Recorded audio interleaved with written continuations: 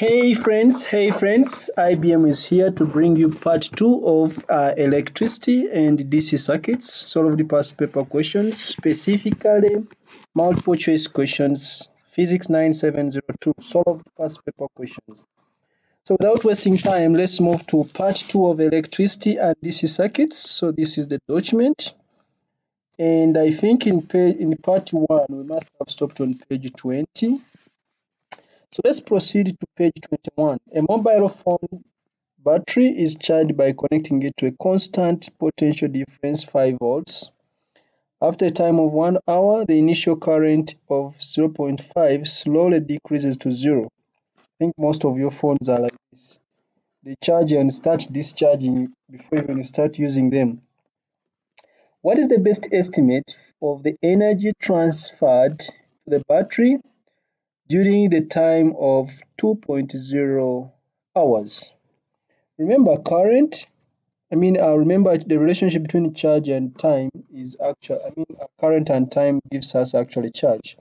Since it initially charges at a constant current and then finally the current goes on decreasing, then it means the total charge is going to be the area under the graph, which is going to be, if you decide to consider it as a trapezium, this side will be A, the other side is B, so maybe this will be the height H. So area is going to be a half for a trapezium. A could be 1 and B could be plus 2 hours. This is in hours, so I change it to seconds. That is times 3,600. That is for the A plus B. Then times what I'm considering to be the H is 0.5. So that is going to be the area. That is going to be the area, which is actually going to give us the total charge here. Alternatively, you can consider this as a rectangle or a square, which gives us 0.5 times 1 times 3,600. That is the area here. And here it will be a triangle, which is a half times B times the base, maybe which is 1 times 3,600, then times the height, which is 0.5. So precisely this gives you the same thing. Let's first find the charge here. So a half is 0.5 times 1 plus 2, that is 3 times 3,600, then times 0.5. So the total charge here is going to be 2,700. And since all units were SI units, so this is going to be in coulombs. So what is the best estimate of the energy transferred to the battery during the time of 2 hours? So remember, so the time was 2 hours. So remember, energy transferred is going to be equal to the PD times the charge, because we know that PD is equal to energy transferred over, or e.m.f is going to be energy transferred over the charge. So it means energy is going to be charge times PD. Therefore, this is going to be the PD, which is 5 times 2,700. And this is going to give us that times 5, which is 13,500. And this is approximately 14,000, which makes the answer to be C. A length of wire is connected into an electric circuit. The current in the wire is measured. Which change on its own could increase the current in the wire? A length of wire is connected into an electrical circuit. The current is measured. Which change on its own would increase the current in the wire? A, an increase in the length of the wire. An increase in the length of the wire on its own. I don't think that will increase the current, because if the length increases and everything else is constant, for an increase in length, it means resistance is equal to rho L over cross-sectional area. If length increases, it means the resistance increases. If everything is remaining constant, so the current decreases. So that one is not true. An increase in the radius of the area. So when radius increasing, it means diameter has increased, area has increased. And we see that area is inversely proportional to resistance. When area increases, resistance decreases. And if resistance decreases, then it means the current increases. Therefore, the answer is most likely going to be B. An increase in the resistance of the wire, because they said on its own. Which change on its own could increase the current in the wire? An increase in the resistance of the wire, an increase in the resistivity of the wire. It is almost practically not easy to increase the resistivity of the wire unless we change the wire to another wire. An increase in the resistance of the wire implies one of these should have been, or these should be changed. Therefore, an increase in the resistance of the wire on its own would not cause an increase in the current, but an increase in the radius of the wire on its own will affect all the other factors. It will affect the resistance because it affects the cross-section area. Therefore, the current increases. A cell is described as having an EMF 6 volts. What does this mean? EMF. Remember, EMF is equal to the energy transferred from chemical to electrical point charge. So what does 6 volts imply? So this means one coulomb of charge always dissipates 6 joules of energy in the internal resistance of the cell. Of course, EMF must be in the cell. One electron gains 6 joules of energy when passing through the cell. There is a potential difference of 6 volts applied across any external circuit connected to the cell. So that would mean terminal PD, and terminal PD is not the same as an EMF.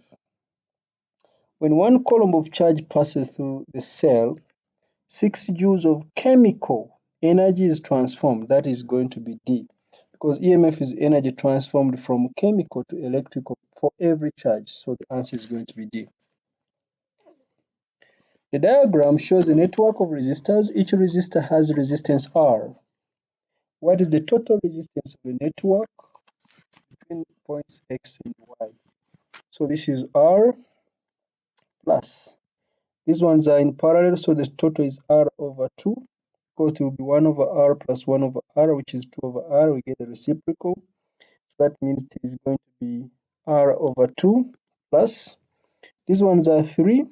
So it will be 1 over R plus 1 over R plus 1 over R plus 1 over R, which is going to be 3 over R. Then we get the reciprocal. It becomes R over 3.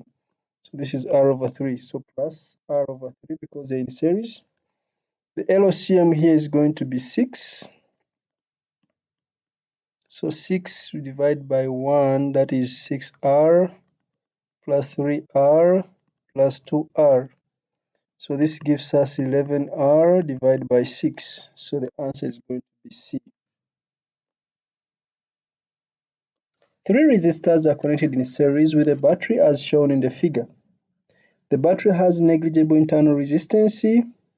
What is the potential difference across 180 ohm resistor? So this is a very simple question. I think I can just put, we want the PD across 180 ohm resistor. All we need is to find the current, because you and me note that current is equal to the EMF divided by total resistance. So this is going to be the EMF, which is 6, divided by total resistance. We shall just sum up because they're in series. So we have 120 plus 180 plus 150, which is 450. So this is 450. That is going to be the current. And it is the same current through each. So the PDV is equal to I times R. So it is going to be 6 over 450 times R, which is 180. So that one, 6 times 180 divided by 450, that is 2.4. So this is going to be 2.4 volts. So the answer is going to be B. A potentiometer circuit is used to determine the unknown EMF of a cell X. In the circuit shown, E is a cell with an EMF that is known accurately. QR is the potentiometer wire which has a movable contact S. Contact S is connected to the galvanometer and to cell X. What is not a necessary requirement? Determine the e.m.f. of X of the circuit. Not a necessary requirement. Number one, the e.m.f. of cell X must be lower than the e.m.f. of cell E. That is necessary. We have already seen that. If the e.m.f. of X is not smaller than the driver cell, then we shall never get balance. So this is necessary.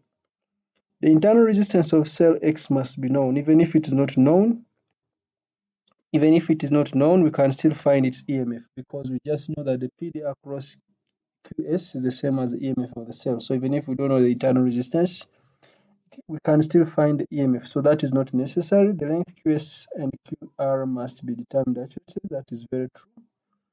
The resistance of the wire QR must be proportional to its length. That is necessary. So the answer is B.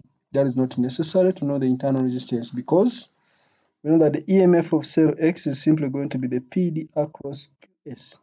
If I have measured QS and QR accurately, I know the constant there or the PD per centimeter. Then I can find the PD across QS.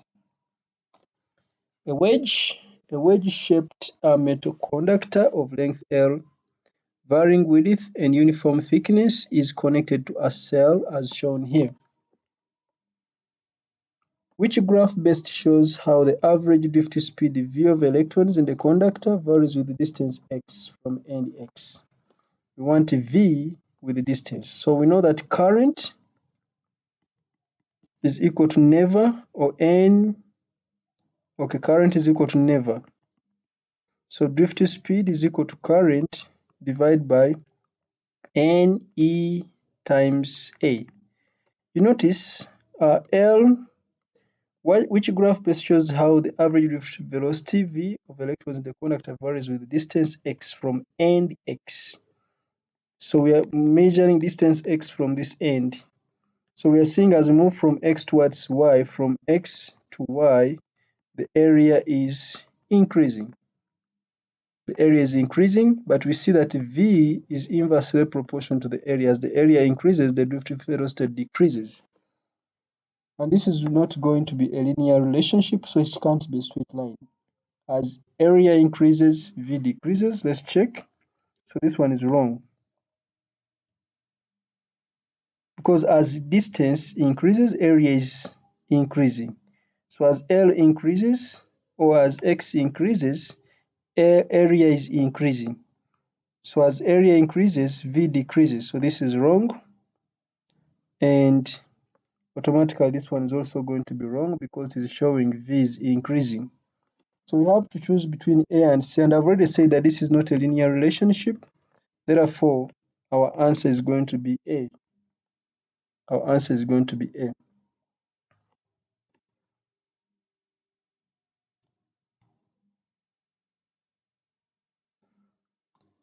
Okay. Oh, by the way, this one shows that electrons are going to stop flowing at point L. Electrons come to rest at L. This is what this one shows because the drift speed goes to 0. So it means the electrons completely come to stop at L, which is practically not going to be possible. So that one is logically not right.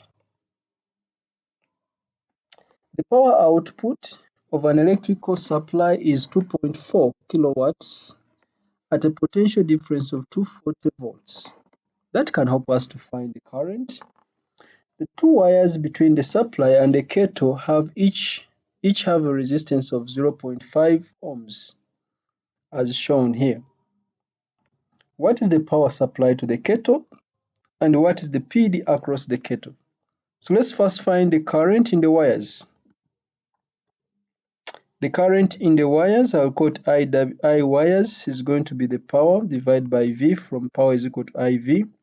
So this is going to be 240 because an electrical supply is 2.4 kilowatt at a potential difference of that. So the current which flows through the wires is 240 divided by The power is 2400 divided by V, which is 240, and I think this is 10 amperes. So that is the current which flows through the wires. So 10 amperes flows here, 10 amperes flows here. That is the current. Let's say the current is flowing in that direction. Let's also find the PD across each wire. So PD is going to be I times R, which will be 0.5 times 10, which is 5 volts. So the PD here is 5 volts. The PD here is also 5 volts. So what is the question? What is the power supplied to the kettle and what is the PD across the kettle? So because the PD across the wires is 5 volts and yet the voltage supply is 240, it means what reaches the kettle is going to be 240 minus these PDs here. So the PD across the kettle is going to be 240 minus 5, which gives us 230. So it means we eliminated 235 and 235. So I've just said total lost volts in the wire.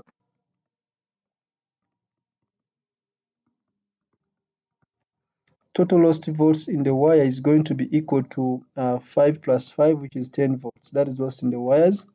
So it means PD across the kettle, PD across the kettle is going to be 240 minus 10, which is 230 volts. Okay, so we have eliminated B and D. So what is the power supplied to the So now that we know the PD across the kettle, we can tell the power supplied to the kettle. Remember the current is 10 amperes. So power is equal to I times V, which means this is going to be 10 times V, which is 230. So that gives us 2300, which is 2.3 kilowatts. So the answer is going to be A, most probably A. The graph shows the variation with the PD view of the current I in a component X, Y, and Z. Of course, this must be a metal because it's a straight line relationship. Here it is showing as PD increases, resistance is increasing because the current is becoming almost constant. So this must be a filament lamp. X, as PD increases to initially it is resistance is infinity, then it decreases. This must be a diode. Let's see the question now. Which row correctly identifies the components? We said Y was a metallic conductor. Metal conductor is Y, so we eliminate D and X and A. Then the one whose resistance is infinity when V is small, that is a diode.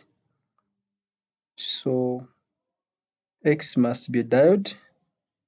X must be a diode. So semiconductor is a diode, so our answer is going to be B. So this is a diode, the other must be filament lamp. Our answer is B. A wire of resistance 9.55 ohms has a diameter 0.28 millimeters. It is made of a metal of resistivity 4.9 exponent negative 7 ohm meters.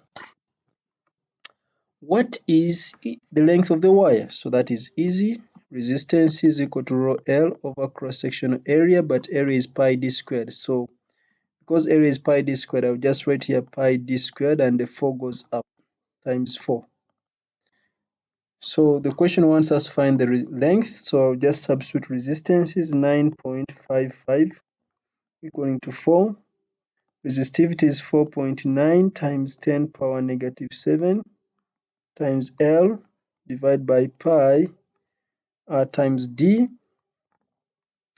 So this is going to be times 0.28 times 10 power negative 3 and this is squared. So this is 9.55 times pi times 0.28 exponent negative 3 and this is squared.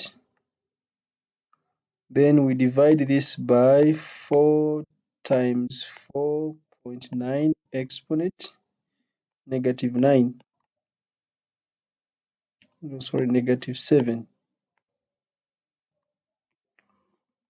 So this is giving me 1.2000. So it means L is equal to 1.20 in meters, making our answer to be A. A cell of constant e.m.f. but with internal resistance is connected to a fixed resistor R using a potentiometer. A voltmeter measures the PD between the terminals of the cell. Which statement explains the change to the reading of the voltmeter as contact Z is moved towards end X of the potentiometer? Which statement explains the change to the reading of the voltmeter as contact Z is moved towards end X of the potentiometer? So if we bring our contact Z here, which scenario do we have then? So it's like it is equivalent to us having two resistors.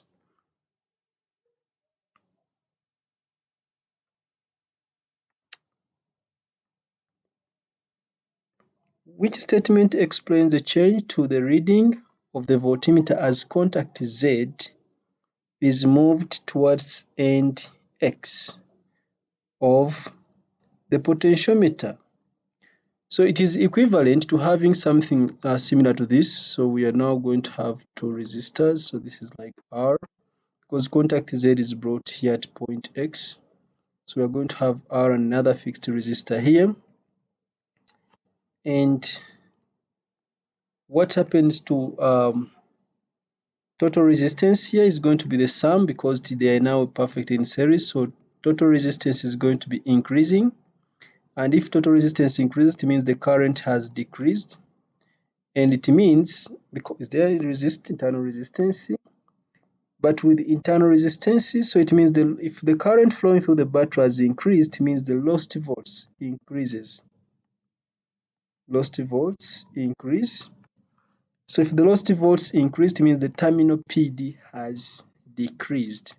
That means terminal PD, I'll call it V terminal, decreases. So let's see. The voltmeter reading, remember the voltmeter reading is the terminal PD. The voltmeter reading decreases because the current through the cell decreases, it actually increases. The voltmeter reading decreases because the current through the cell increases. The voltmeter reading decreases because the current through the cell increases. The voltmeter reading increases because the current through the cell decreases. Let's check this again. The voltmeter reading increases because the current through the cell increases. Remember, the voltmeter is reading terminal PD. If the current through the cell increases, the terminal PD must automatically decrease. So this statement is not true. Now we have to evaluate these ones again. So we have said, which statement explains the change to the reading of the voltmeter as Z is moved towards end X of the potentiometer? So here we have a resistance R, and it is going to actually be in series with the other one. So there are two resistors in series. What does that mean? The resistance has increased, the current has decreased. Okay, so it means the lost volts have decreased because the current has decreased. Lost volts is I times internal resistance. I decreases, lost volts decreases. So the lost volts have decreased. Therefore, the terminal PD increases. So this one is not true because the lost volts has decreased. Since the current through the battery has decreased, then the terminal PD has increased. So the voltmeter reading increases because the current through the battery decreases. Yes, so the answer is going to be C.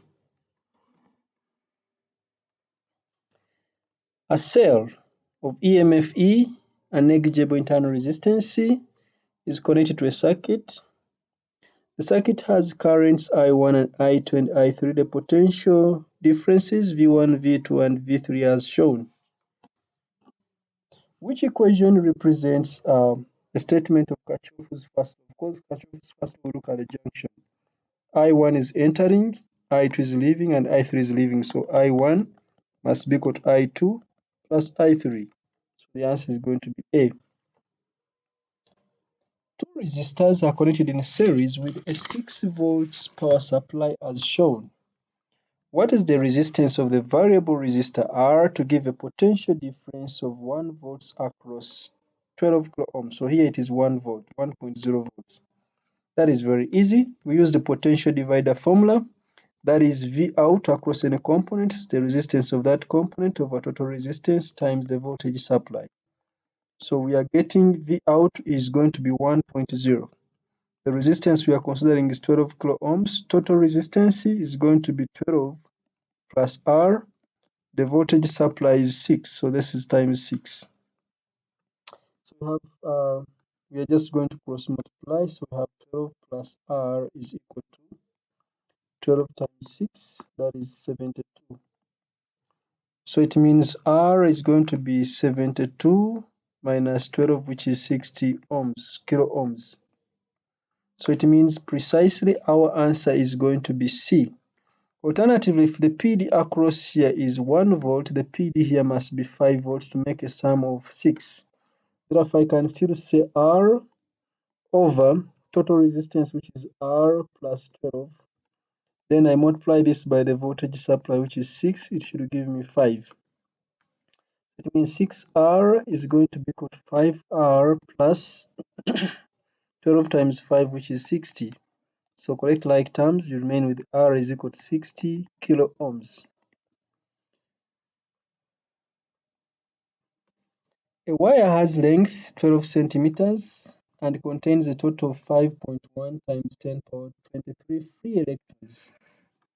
When a PD is applied across the ends of the wire, the free electrons move with an average drift speed of 4 times 10 power negative 6 meters per second. What is the current in the wire?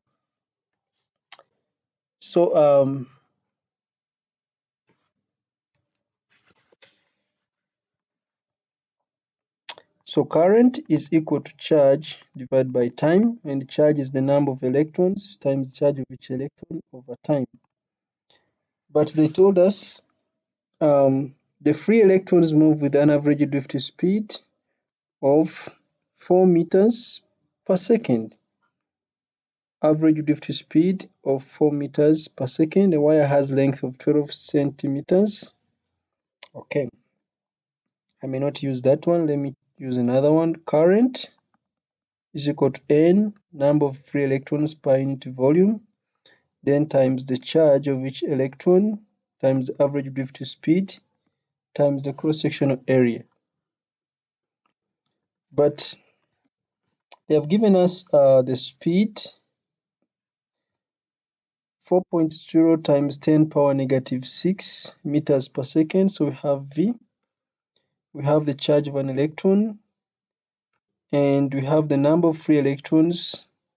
What is missing is the cross-sectional area. So when a PD is applied across the ends of the wire, the free electrons move with an average drift speed of 4.0 times 10 power negative 6 meters per second. The length of the wire is 12 centimeters. Okay, what is the current in the wire? So what is missing is the cross-sectional area.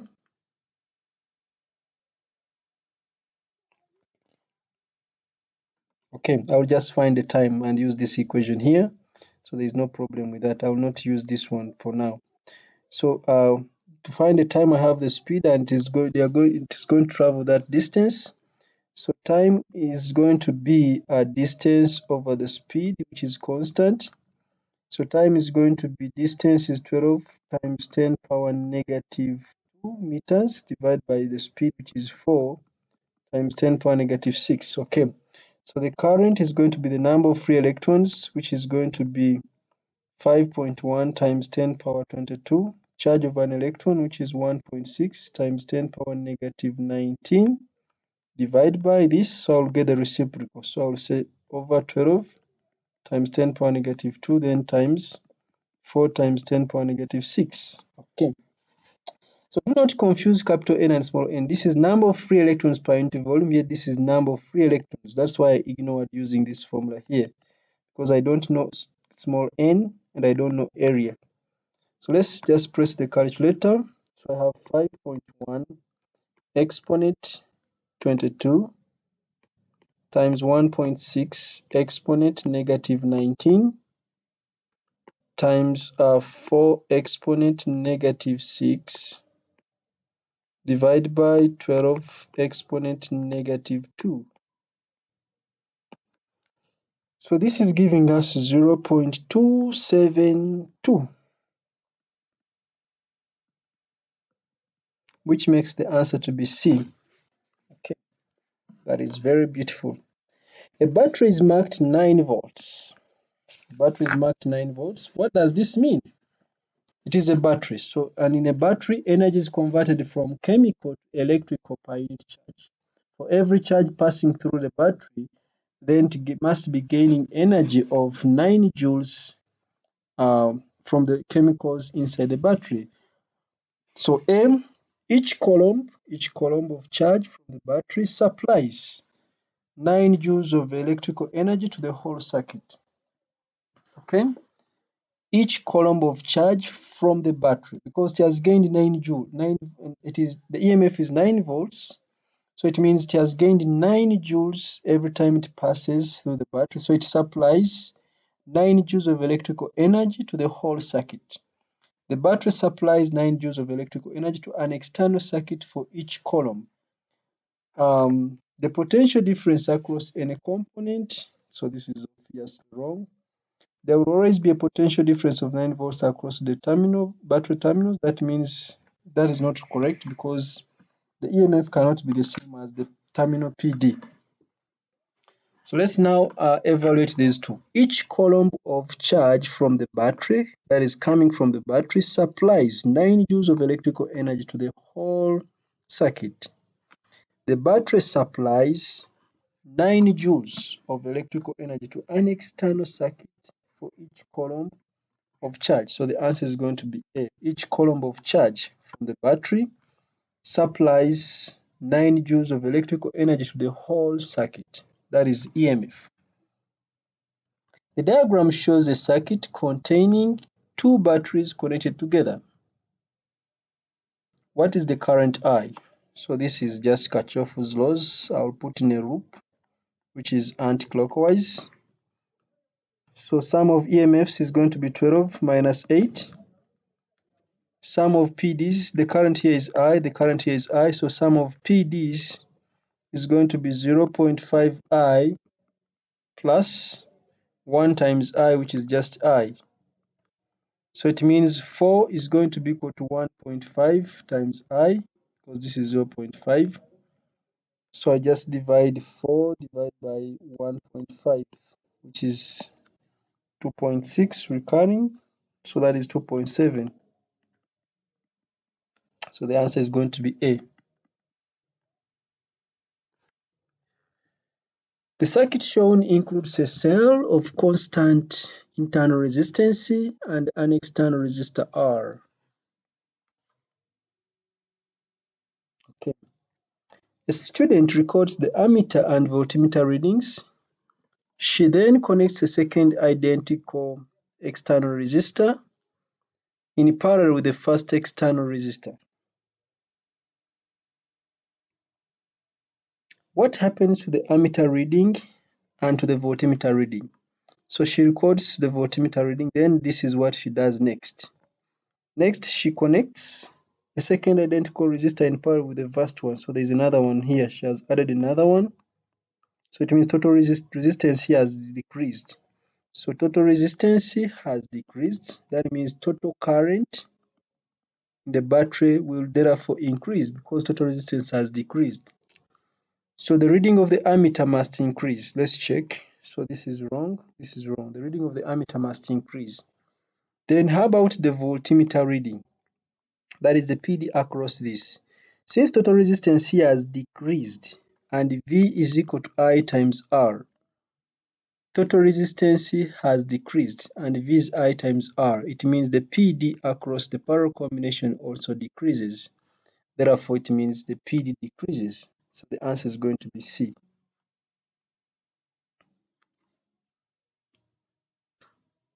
A battery of e.m.f. E and negligible internal resistance C is connected to 4 resistors of resistances R1, R2, R3, and R4. The currents I1 and I2 in the resistors are as shown.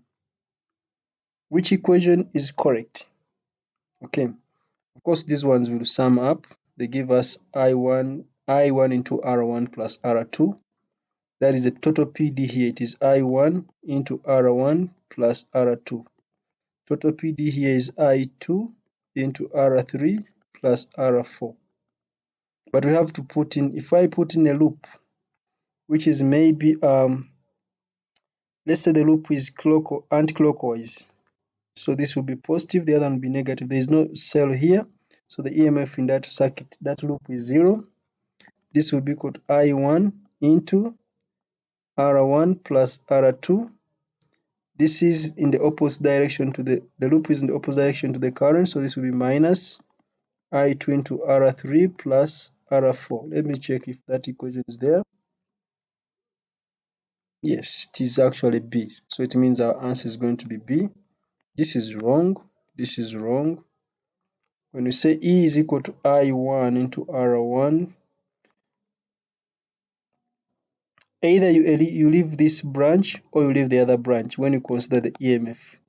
You cannot draw a loop in here without leaving out one of the branches. So this one is also wrong. So the answer is going to be B. In the circuit shown, a potentiometer of total resistance to 120 ohms is connected in parallel with a resistor of resistance 150 ohms. The battery has EMF 12 volts and negligible internal resistance. The voltmeter reads 0 volts when the slider is a quarter of the way from its lower end. If it is a quarter, it means the resistance here must be a quarter of that. So resistance here must be a quarter of 120, which is because resistance is directly proportional to length. So 120 divided by 4, that is 30. The resistance there will be 30 ohms, meaning the resistance there will be 90 ohms, the other part which is remaining. Okay, so the voltmeter reads 0 when the slider of the potentiometer is a quarter of the way from its lower end as shown.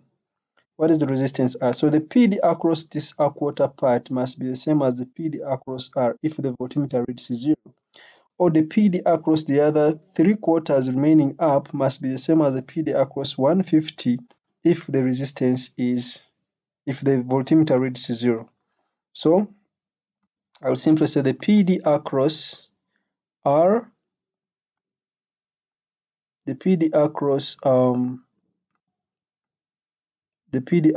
R is simply going to be equal to the PD across 30 ohms, which is going to be equal to, that is going to be, what will that be? 30 divided by the sum, okay, 30 divided by 120 times 12, which gives us 30 divided by 120 times 12, which gives us 3 volts. So the PD across this part here is 3 volts, which is the PD across R. So the PD across R here is also 3 volts. Okay. Now that I know the PD across R, I will use a simple relation. So I will still use the potential dividers. I will still use potential dividers. You can use the ratio of ratio of resistances if you wish, because if I use ratio of resistances, I will say R over 150 is going to be the same as the PD across this one is 3. The PD across the other one will automatically be 9. That would give us R. So it means R, I'll just use the ratio of resistances equal to the ratio of the PDs.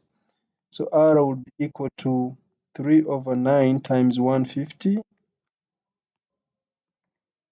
which gives us 3 divided by 9 times 150. That is automatically 50 ohms. That will be automatically 50 ohms. Alternatively, because it is the same voltage supply of 12 volts, and this is 150 volts, I know that the PD across R is 3, because it's the same as the PD across the other a quarter part. This is a quarter part here, which was 30, equivalent to 30 ohms. That a quarter part was equivalent to 30 ohms, because resistance is directly proportional to length. So the PD across R will be R over total resistance there, which will be R plus 150, times the voltage supply, which is 12 volts, should give us 3. So I can again solve that. So the other side I have 3 over 12, which is 1 over 4. So R over R plus 150 is going to be equal to 1 over 4. Okay, then we cross multiply. So 4R is going to be R plus 150. So we have 3R is equal to 150, which makes R to still be 50 ohms. So our answer is C. The current I in a wire is given by that equation, where N is the number or density of free electrons, A is the cross-sectional area of the wire, V is the average drifting velocity of the free electrons, and Q is the charge of an electron. Which relationship is not used in the derivation of this equation? Remember, first of all, we know that current is equal to total charge over time. Current is total charge over time, so this equation, this one is used. And we need to find the time, and we know time is going to be the length through which the electrons are drifted over the speed. So it means distance is time times speed. That one is used. Then also know because N is the number of electrons per unit volume, and volume is equal to cross-sectional area times length. This one is also used. So it means most likely the answer is going to be C. Number is equal to number density over area. That one is not needed, because number density, number of electrons would be number density, that is small n, over volume, because we have the number of electrons per unit volume. So number of electrons is actually going to be number density times volume, not over volume. So the answer is going to be C. That one is not used. C is not used.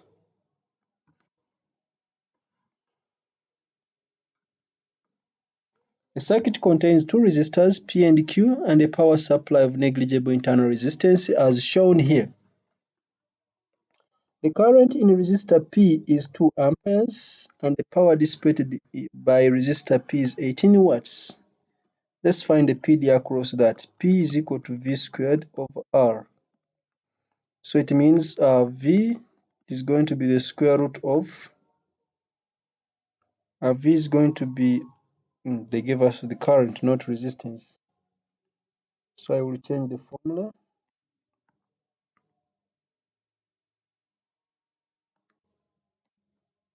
So power is equal to I squared times R.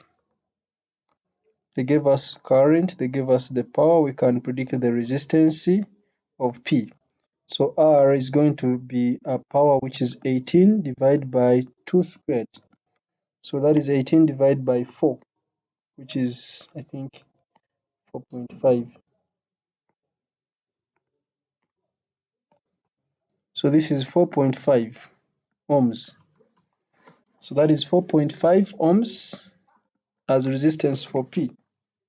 Okay. Resistor Q dissipates 240 joules of energy when a charge of 40 coulombs passes through it. What is the e.m.f. of the cell? So let's look at Q. The energy dissipated is equal to power times time. Energy dissipated is power times time, which is going to be I squared times R times time. I squared times R times time, and they said resistor Q dissipates 240 joules of energy when a charge of 40 coulombs passes through it. Remember, it is the same current passing through each of these, and the current is 2 amperes. So we have even the current here. So if the current is 2 amperes, so the energy is given as 240 is going to be the current, which is 2 amperes, that is 2 squared, then times the resistance of Q, I'll quote RQ, this was RP, then times time. But time, remember, current is equal to charge over time. That means where there is T, I'll put there Q over I. So it means, this means where there is T, I can put there Q over I. So I'll say 240 is equal to 2 squared, which is 4, times resistance of Q times T, which T is 40 coulombs, divided by current, which is 2. So let's check with our calculator. So RQ is going to be 240 times 2, I'm just making RQ the subject, divide by 4, divide by 40, which gives us this as 3. So the resistance here is 3. But I don't even know why I'm finding these resistances, but it's fine. So the resistance here is actually 3. Resistance of Q is 3 ohms. Okay, so what is the EMF of the power supply? So I've just used the longer way. It wasn't necessary to pass through that. I would have just used the power is equal to I times V, and I would find the PD across P. V will be equal to power, which is 18, divided by I, which is 2. So the PD across, or power dissipated in P, is going to be 9. I mean, PD across P is 9 volts. So this is 9 volts. And now that I know the resistance of Q, I would also have used a formula which has PD instead of the one which has which is that. Let me try that one easily. So energy is equal to power. Remember, the current is the same. So this is going to be I times V times T. Power is IV, then times T. So we have 240 is equal to the current, which is 2, times the PD across Q, then times the time. But remember, time is Q over I. So this is going to be 240 is equal to 2 times VQ, then times T, which is charge over current, which is going to be 40 divided by 2. So this is going to be 240 times 2, then divide by 80, which gives us 6. So that means PD across Q is equal to 6 volts. So this was just a long process for nothing. It would give me the same answer, but it was long because again I would use these resistances to find the PDs. That is, I will multiply the current times the resistance here to find the PD across P. That is, PD across P is the current, which is 2, times the resistance, which is 4.5, that is 9. PD across Q, it is the current, which times the resistance, which is 3, that gives us 6. Then I sum up. But this one is direct. So I have 9 volts plus 6 volts, which gives me 15. So the answer is D. The IV characteristic of two electrical components, P and Q, are shown in the figure here. Okay. Which statement is correct? Which statement is correct? For a current of 0.5, the power dissipated in Q is double the power that dissipated in P. Let's check this one. We know power is going to be I times V. So power in P for a current of 0.5 here, power in P is going to be I 0.5, then times 2, which is 1 watts. Then the power in Q is going to be the current is 0.5 times V, which is 4. That gives us 2.0 watts. So you see that power in Q is twice power in P. For a current of 0.5, the power in Q is double that in P. So the answer is automatically A. You don't need to check the remaining options. Two copper wires S and T of equal length are connected in parallel. Wire S has diameter of 3 millimeters, wire T has diameter of 1.5 millimeters. A PD is applied across the ends of this parallel arrangement. A PD is applied across. So they are in parallel, the PD is the same. What is the ratio current in S over current in T? So let's maybe just sketch this. Let this be a wire and another one.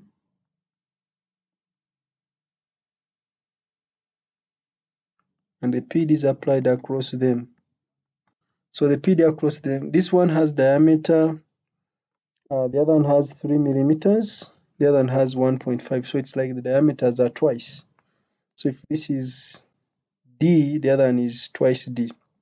I just say D and twice D. They have equal length, and we know that resistance is equal to rho L over area, which is 4 rho L over pi D squared. Okay. So let's find the relationships of the resistances. And we know, of course, we know that current is going to be I, of course, V is going to be I times R. So for the first one, remember the P is the same, so I will come up with two equations and maybe equate them. So for the first one, V is going to be the current. I'll call it I in S times the resistance of S. Which one is S?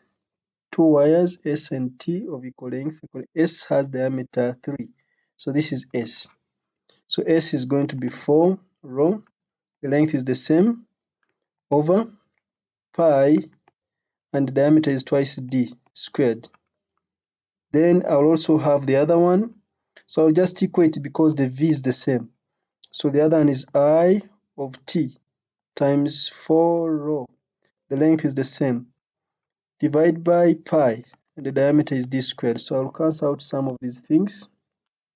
I've just equated because P is the same. So 4 rho L has cancelled, pi has cancelled. So I remain with IS over 4D squared is equal to IT over D squared, and D squared has cancelled. So I want IS over IT, so you notice that this becomes 4 times. So IS divided by IT is equal to 4. So the answer is going to be D. I've misused this place, but I don't want to rub it anything, so I'll just use a different color. Let me use purple.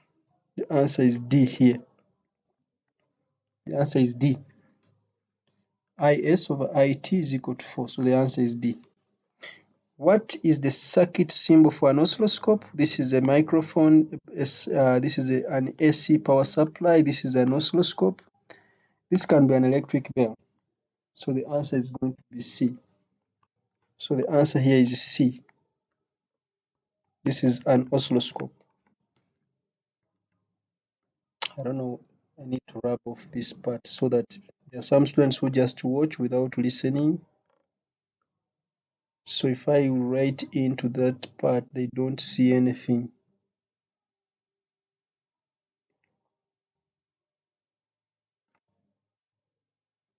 So I said from the previous part, when we cancel out things, we remained with IS divided by 2D squared, which was 4D squared, was equal to IT divided by D squared, and D squared cancelled. So it means IS over IT is equal to 4. That's why I said it is D. Then here I'm saying this is an oscilloscope, but this color is nice. I like it. Three identical cells, each of e.m.f. E, and internal resistance R are connected as shown here.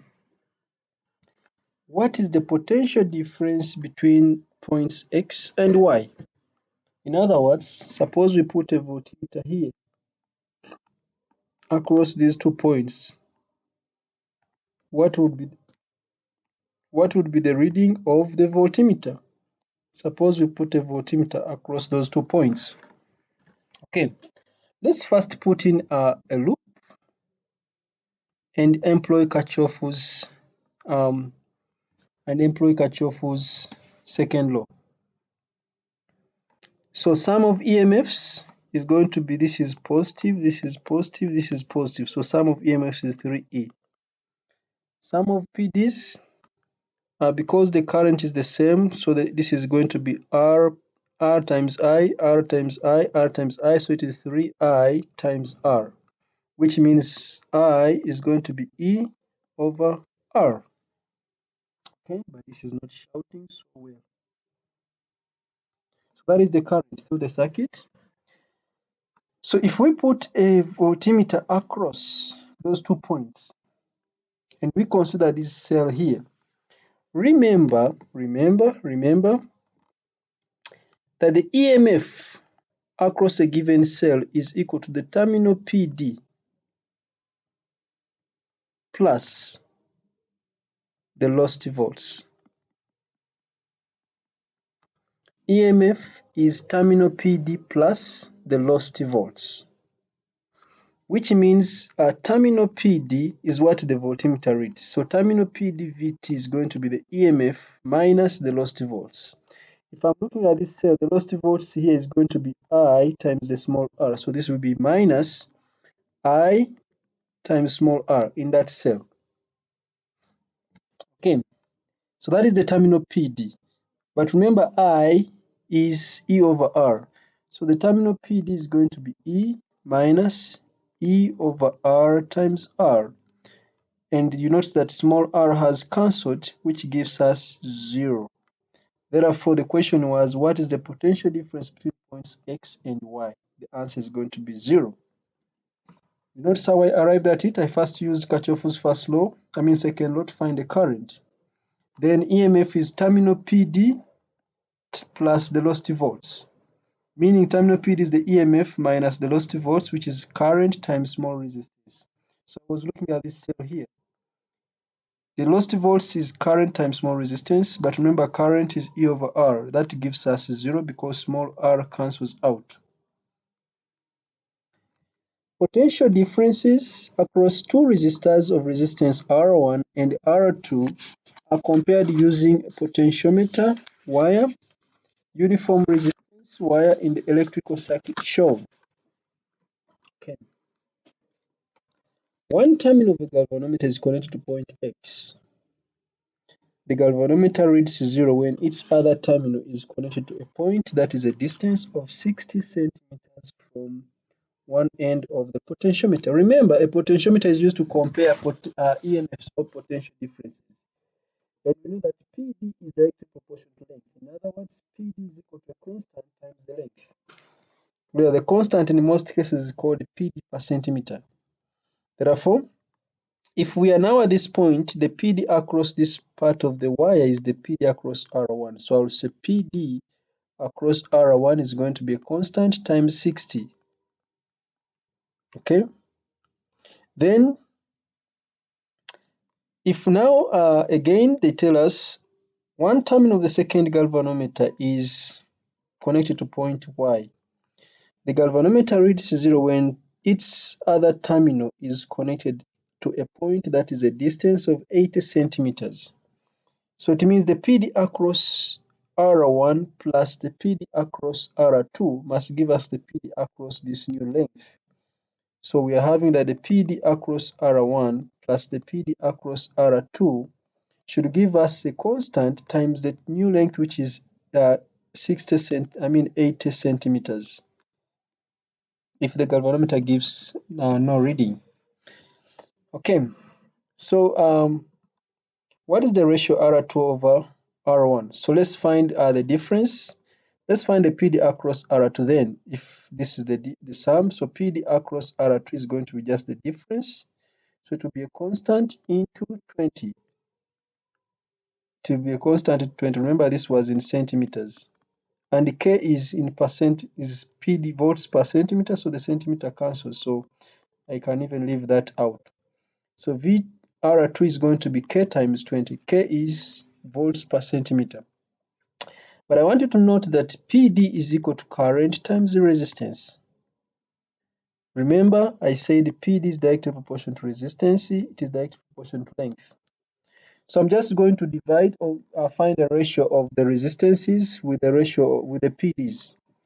So I will just say because V is equal to IR, it means I can say for R1, I can say K times 60 is equal to the current. K times 60 is going to be equal to the current I times the resistance, which is R1.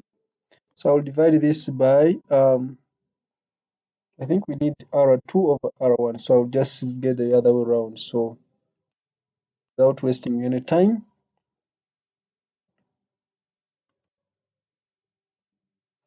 I'll just simply say the ratio is going to be R2 over R1. Because V is directly proportional to R, I just say R2 over R1, and is directly proportional to L will be just equal to K. For R2 it is K into 20 divided by K into 60. Remember I said K is a constant, which is the PD per centimeter, so K cancels out. So I think this is 1 over 3. Therefore our answer is 1 over 3, which precisely makes this to be A. So what is the description of the column? Remember, a coulomb is a unit of charge, and charge is I times T. So a coulomb can be ampere seconds. Okay, let's see what options we have here. The electric charge of 1 electron. So that is not a coulomb. Remember, a coulomb is a unit. The electric charge transferred by a current of 1 ampere in 1 second. So current is ampere, time is second. So that is a coulomb. The answer is B. A battery of e.m.f 10 volts and internal resistance 5 ohms is connected to a 5 ohm load resistor as shown here. Which change occurs when 5 ohm load resistor is replaced with a 50 ohm load resistor? So first of all, the resistance increases. So resistance increases. And if the resistance has increased, it means the current flowing through the circuit must also decrease.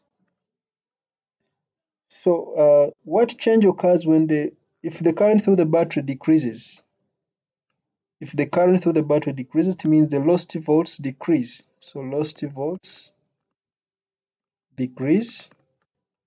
And if the lost volts decrease, it means the terminal PD increases, because remember EMF is equal to terminal PD plus the lost volts. Lost volts are always in the battery. So if this decreases, yet the EMF is constant, then it means this must be increasing.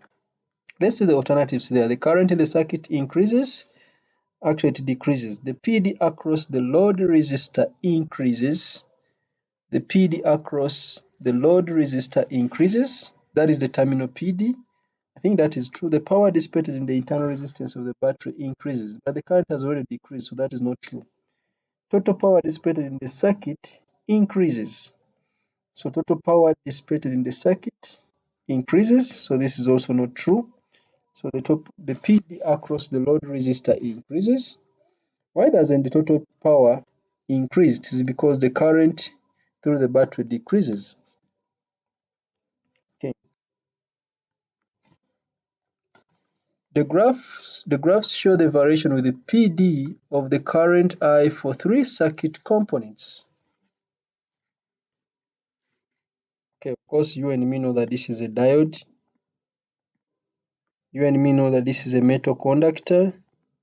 You and me know that this is a filament lamp. So let's see the question. Which row correctly identifies this? X is a diode. Let's see. X is a diode, so semiconductor diode is X, so this one is wrong. And we know Z is a filament lamp, so Z is a filament lamp. Filament lamp is not Y, so the answer is going to be B.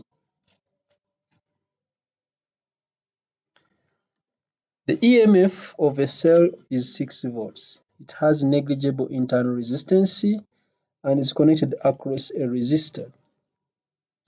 The potential difference across the resistor is also 6 volts. So this is the e.m.f. of the cell. They are saying the PD here is 6 volts. The e.m.f. is 6 volts. So it means the cell has no internal resistance. The e.m.f. and the PD have the same numerical value but represent different processes. Which statement about the different processes is correct? So e.m.f.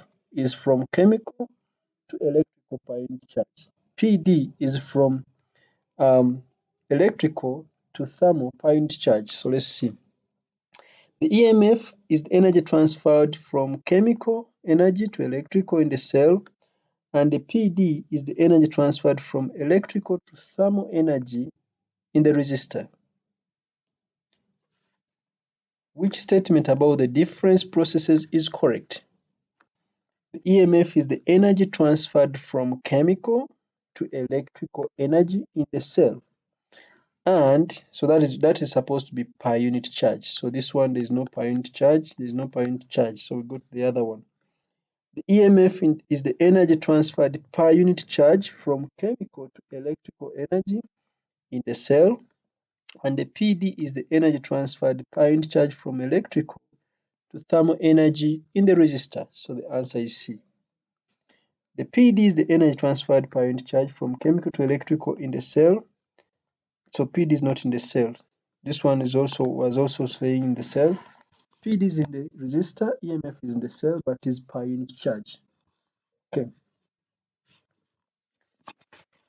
A battery of negligible internal resistance is connected to 3 resistors as shown here. The PD across each resistor is 2 volts. The current from the battery is 0.4. The current through one of the resistors connected in parallel is 0.3. That means this current here is going to be 0.4 minus 0.3, which is 0.1 amperes. What is the current through the other resistor connected in parallel? Of course, current is 0.1, so we ignore this one and this one. By Kirchhoff's first law, 0.3 plus this current should give us 0.4. Okay? What is the e.m.f. of the battery? Of course, e.m.f, we just sum up the total PDs. The PD across this is 2 volts plus the other one, so the e.m.f. is going to be 4 volts. So the answer is going to be A. You can't sum up these 2 volts and the other 2 volts, not at all. The total PD here, the power combination is just 2 volts. So we just add 2 volts to 2 volts to get 4.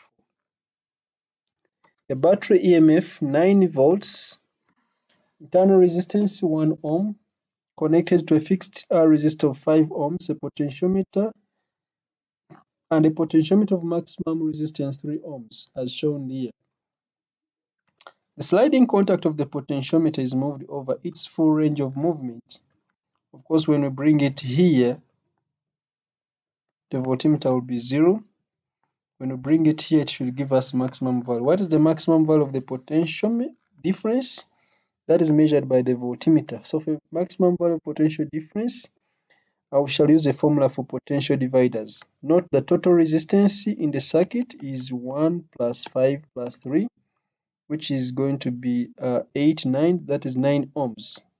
Total current in the circuit is e.m.f divided by total resistance. So total current is 9 divided by 9, which gives us 1 ampere. Okay, so we want the PD across 3 ohms. PD across 3 ohms. The PD across the 1 ohm, that is the lowest volt. Of course, the minimum potential difference would be 0. read by the voltmeter when the contact is here. But now we want the maximum. So we can use the ratio of resistances, or we can simply use a simple formula for potential dividers. But anyway, the 9 volts of the supplied is divided by all these ones because these are all potential dividers. So I'll simply say 3 divided by total resistance, which is V is going to be 3 over total resistance, which is 5 plus 3 plus 1, which is 9, times the voltage supply, which is 9. This gives us 3 volts. Alternatively, I could find the PD across this one, which is I times R, which gives me 1. That will give me 1 ampere. 1 volt. Then I'll find, because the current flowing is 1 ampere, the PD across this is 5 times 1, which is 5 volts. And the PD across this one is 1 times 3, which is 3 volts. So the answer is 3 volts. So the answer is A.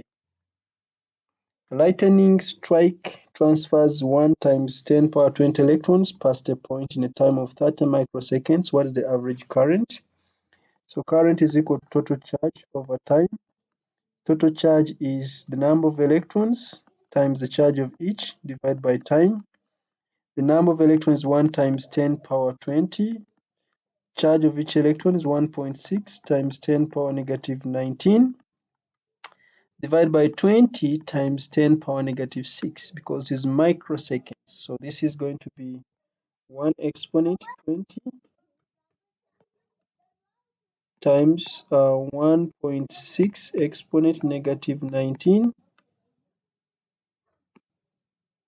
divided by 30 exponent negative 6. So this is giving us 533,000. So this is 533,000 amperes. So let's see which answer suits this. 500. So this is very small, very small, very small. So the answer is D. Approximately 500,000 amperes or 500 kiloamperes. A cell has e.m.f. 6 volts, an internal resistance R, and an external resistor also of resistance R is connected across the cell as shown here. Power P is dissipated by the external resistor. The cell is replaced by a different cell that has e.m.f. of 6 volts and a negligible internal resistance. What is the new power that is dissipated in the external resistor? The first one had an internal resistance R, and the second one has negligible internal resistance. So let's try to evaluate this. Initially, when there was an external resistance, the current flowing I was equal to V or e.m.f. over total resistance, which is 6, divided by total resistance, which is twice R. So the current flowing was 3 over R amperes. That was the current flowing. So which means, and I said the power P is dissipated by the external resistor, and power is equal to I squared times R. The power P is dissipated by the external resistor. So P is going to be 3 over R squared times R. So that is P. The cell is replaced by a different cell that has e.m.f. 6 and negligible internal resistance. So the new current flowing, the new current is going to simply be V, which is 6, divided by resistance R.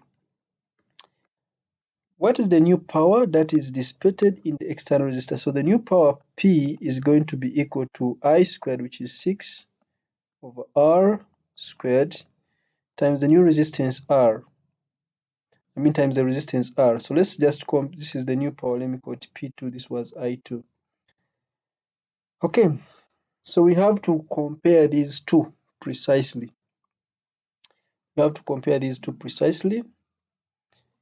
So this one is the same as, I want to bring in 3 over R squared. This one is the same as 2 times 3 over R, and this is squared, then times R. But I'll remove 2 out. Remember it is squared, so it becomes 4 into 3 over R squared times R, and this one alone is P. So this becomes 4 times P. This becomes 4 times P. So power P2 is going to be 4 times P, because 3 over R squared times R is alone is P. So that becomes 4 times P. So our answer is going to be D.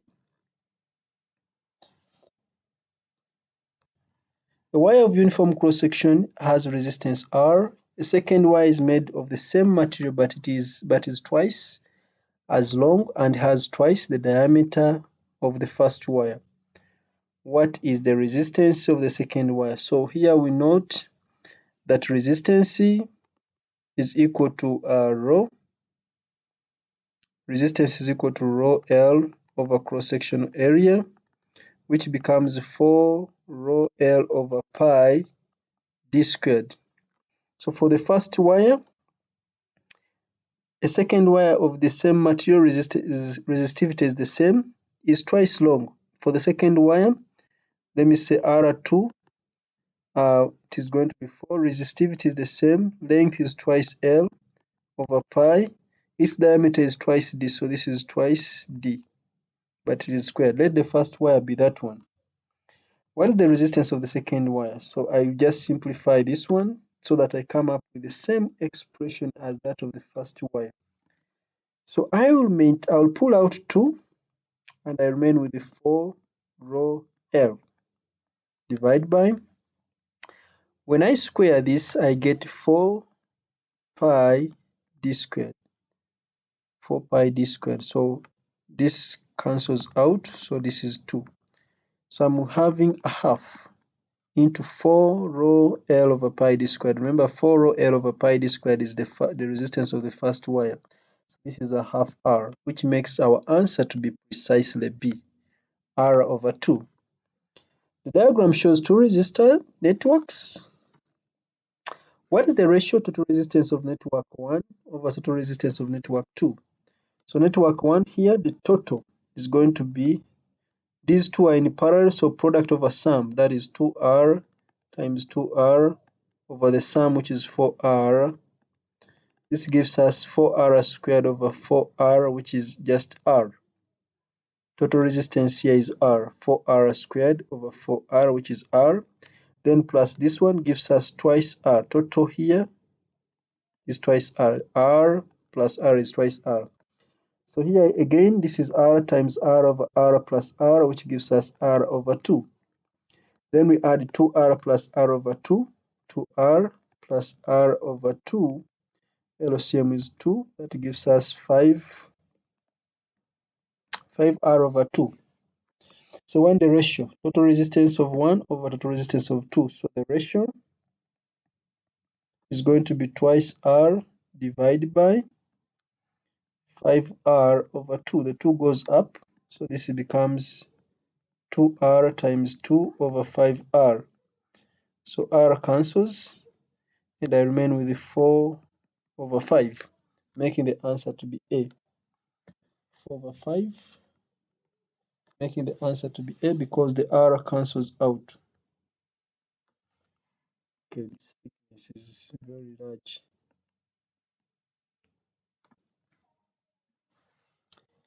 The circuit shown contains 3 cells of e.m.f. 3, 2, and 4 in series with a resistor of resistance 5 ohms. The cells have negligible internal resistance.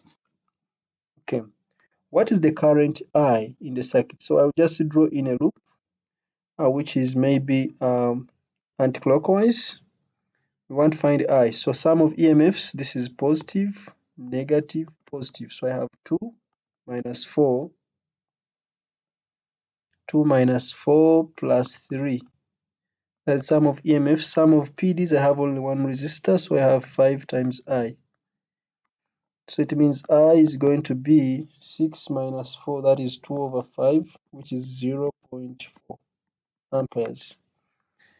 Is it 0.2 plus 3, that is 5 minus 1, this is 1, not 2. 1 over 5 that is 0.2. So the answer is 0.2.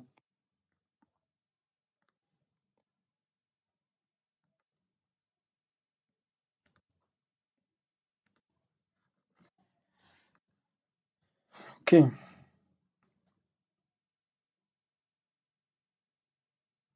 Electrons move in a vacuum from one metal plate to another metal plate. As a result of this, there is an electric current of 48 microamperes between the two plates.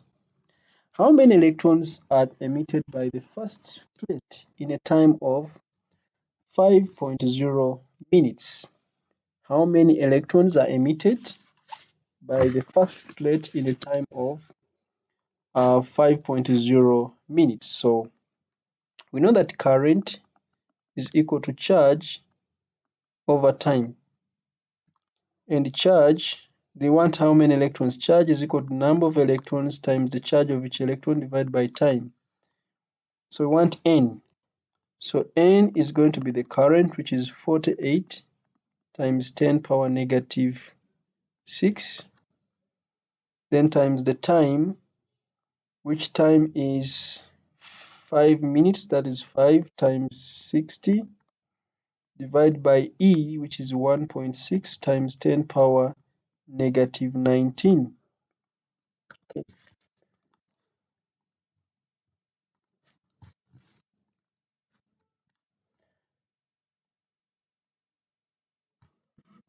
So let's check this. How many electrons are emitted by the first plate in a time of 5 minutes? Okay. So we have 48 exponent negative 6 times, okay, times 5 times 60.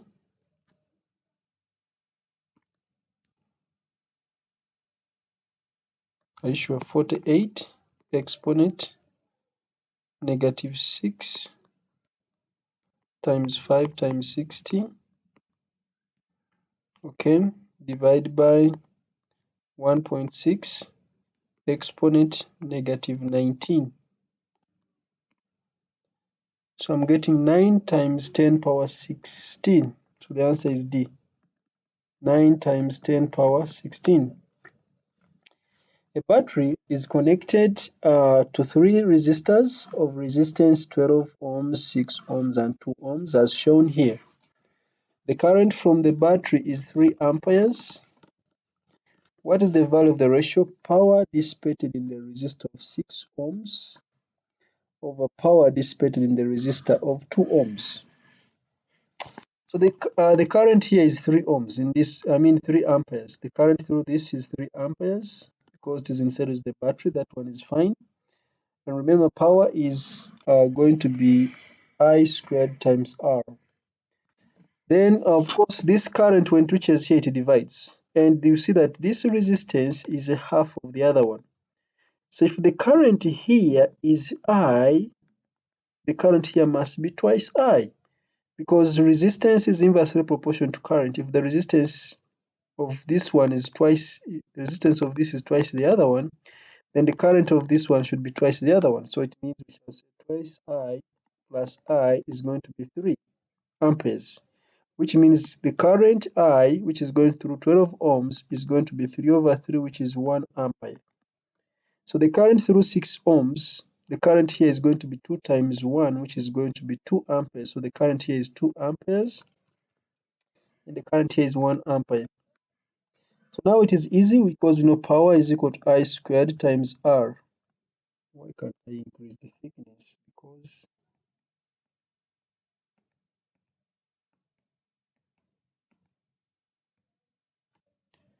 it is appearing very small. I'm used to large things now. So we are now finding the ratio. Power dissipated in the resistor of 6 ohms is going to be the current, which is 2 squared, times the resistance, which is 6, divided by the power dissipated in the resistor of 2 ohms. The current is 3 squared, times the resistance, which is 2. So we just press our calculator. That is 4 times 6 divided by 9 times 2.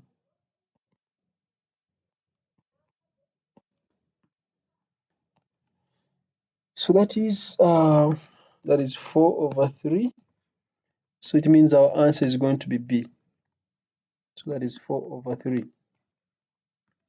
A manufacturer recommends that the longer the extension cord you use with an electric drill, the bigger the cross-sectional area of the cord should be. What is a reason for this recommendation? So we know resistance is equal to rho L over area, which means R times A is equal to rho times L. We see that cross-sectional area is directly proportional to length. The longer the extension cord, the bigger the cross-sectional area, because if the length is longer, the cross-sectional area should also be greater, so that the resistance remains constant. Because resistance is directly proportional to L and inversely proportional to cross-sectional area. So let's see the options which are there. Resistance is inversely proportional to both. That is not true. Resistance is inversely proportional to L. That is not true. It is directly proportional. Resistance is proportional to L, which is true, and cross-sectional area. It is actually inversely proportional to cross-sectional area, so meaning the answer is automatically D. Resistance is proportional to L and is inversely proportional to area. Two batteries are connected together as shown in that figure. Battery 1 has EMF 12 volts, battery 2 and internal resistance 0.3 ohms.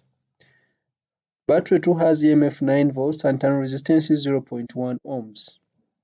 What are the EMF and internal resistance of a single battery that has the same effect as the combination?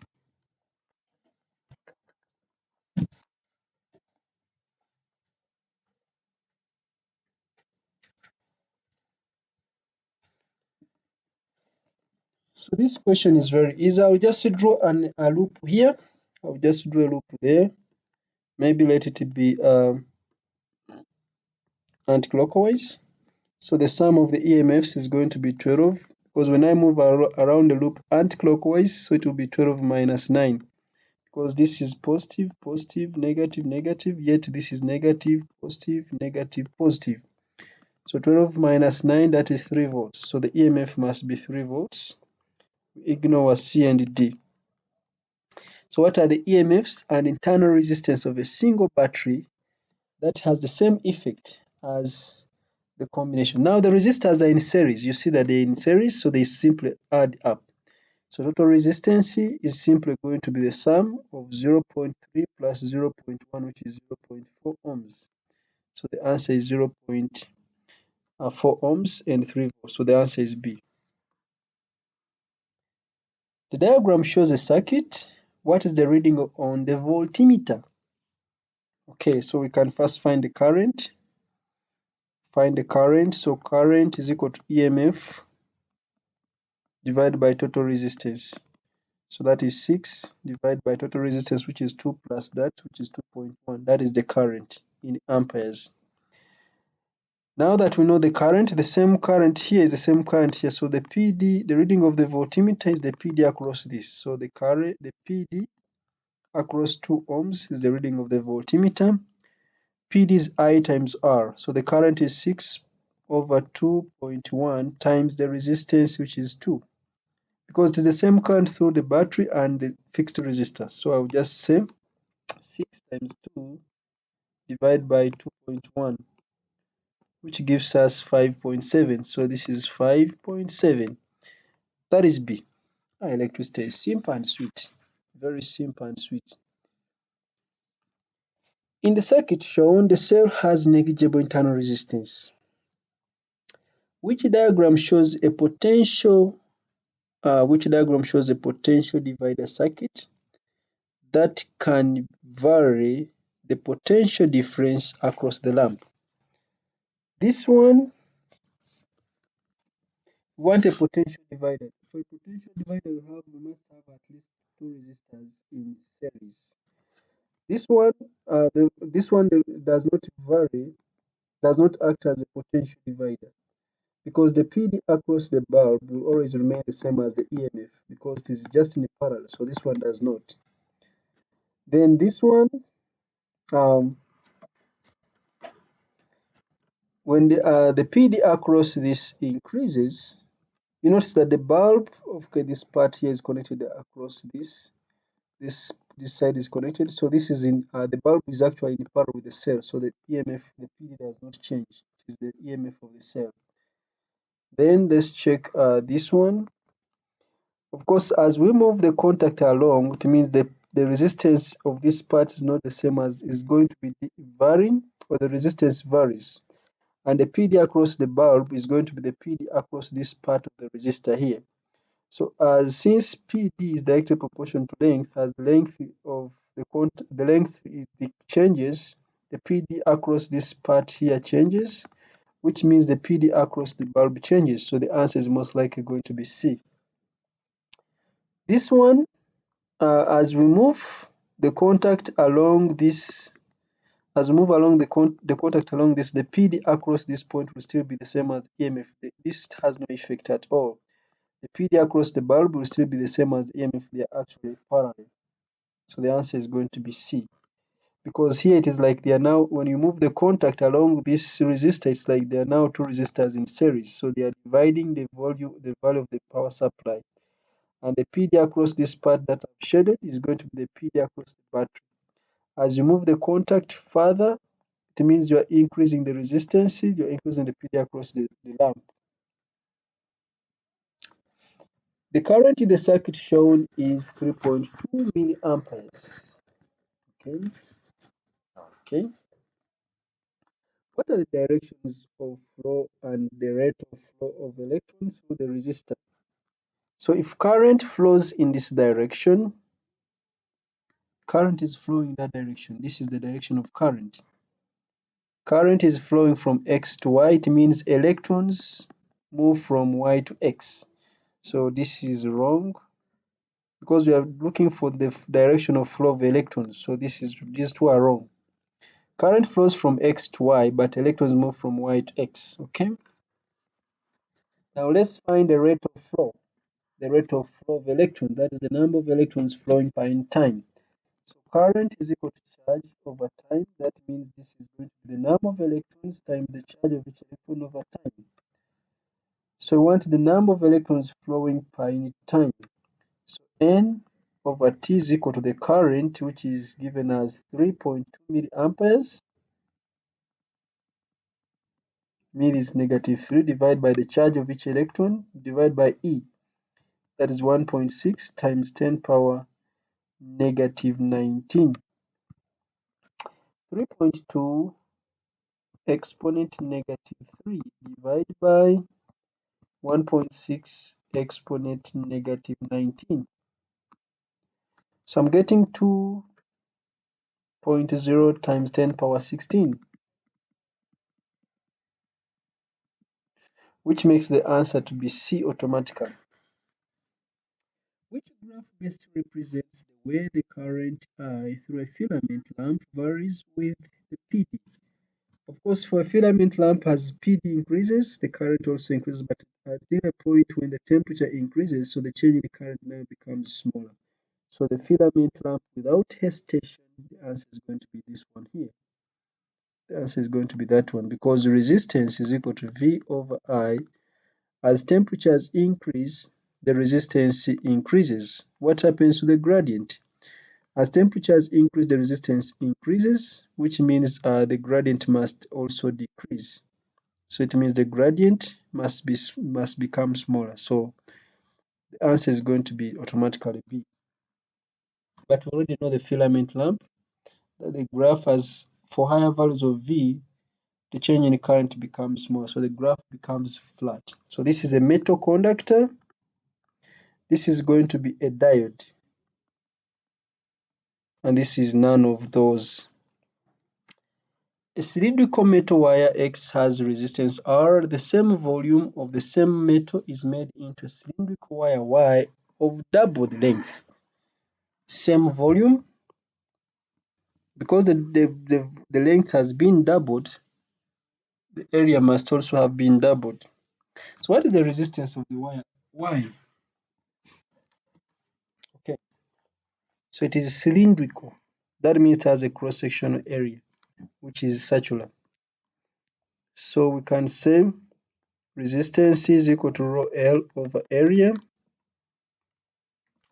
And for the first wire, a cylindrical metal wire X has resistance R. So R, the same volume of the same metal. How is volume related to those ones? Volume is equal to cross-section area times length L. So it means I want to replace this with volume. What should I remove? What should I remove? Okay, since L is changing, so let me remove area. So area is going to be volume over L. So this is going to be rho L over where there is area, I'm putting volume over L. So L goes up, so it becomes L squared. Okay. So for the first wire, that is what I'm going to have. For the second wire, I'll call this R2. Same metal, so resistivity is rho.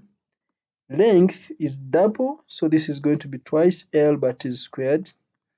And the volume is the same, so over V. So I just manipulate this equation to remove a factor of this. So R2 is going to be equal to, when I square this, it becomes 4, so it is 4 rho L squared divided by V. And this one here is R. So our answer is going to be 4 times R, making the alternative to be C. So our correct alternative is most likely going to be C, which is 4R. A cell of e.m.f. E and internal resistance R is connected to a resistor of resistance R. A maximum power P can be dissipated by the resistor without overheating. What is the maximum value of E if the resistor does not overheat? Maximum power. Okay, we note that e.m.f. E, I'll start from this side, the e.m.f. E is equal to current into total resistance R plus small r. And we also note that power is equal to I squared times R. So now I come this side. So making I the subject in that expression, it means I is going to be E divided by R plus small r. So power is going to be equal to, where there is I, I'm putting E over small r over capital R plus small r, but this is squared, then times capital R. So what is the maximum value of E? So I'm going to make E the subject. I am going to make E the subject. How? So I will have, I want to make E the subject, so I will divide both sides by R. So power of R is equal to E over R plus small r. This is squared, remember, but then I find a square root. So it means E over R plus R is equal to root of power over capital R. So I cross multiply, it means E is going to be R plus small r into brackets root of P divided by R, making our answer to be D. That is just algebra, there is no much physics there. Three identical resistors can be connected together in 4 different ways. The resistances of 2 of these combinations, 4 ohms and 9 ohms. What is the resistance of each individual resistor? Because there are 3, I will start with the first combination. I'll draw it here, 1, 2, 3.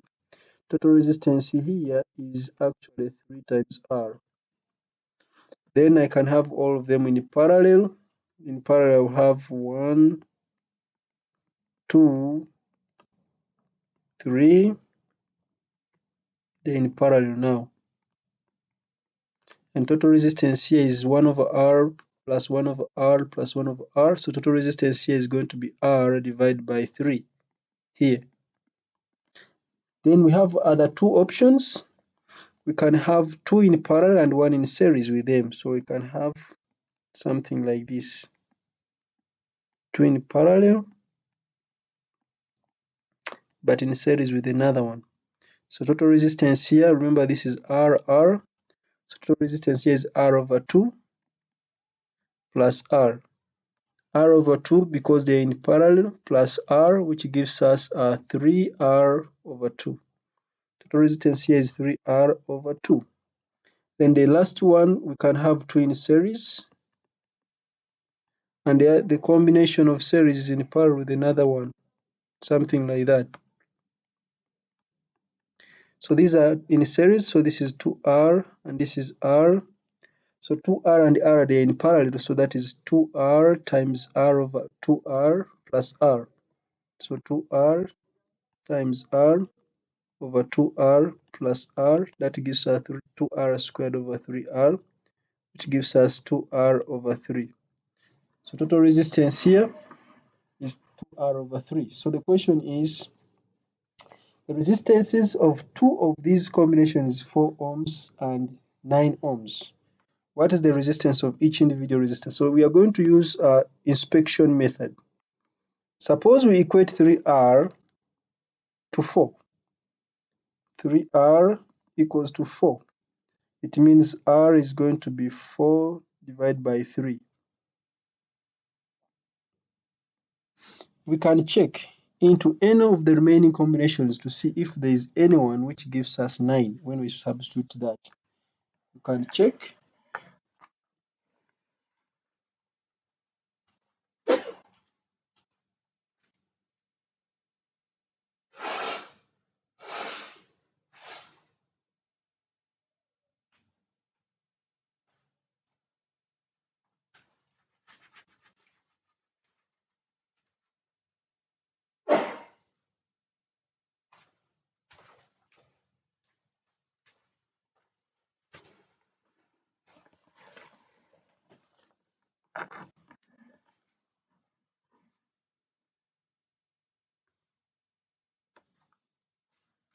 So when I put R as 4 over 3, R as 4 over 3, so I'll just use my calculator, or I can even start with R over 3.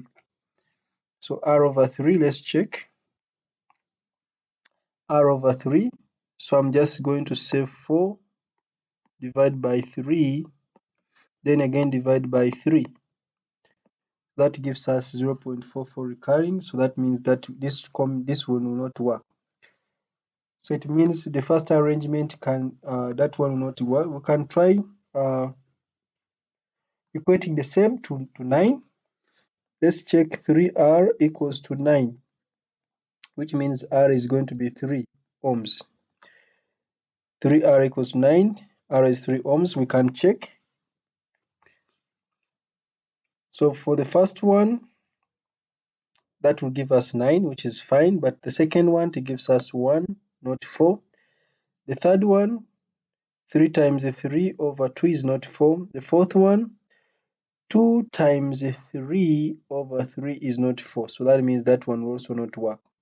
So it means the first combination, this one here, does not give us any of those.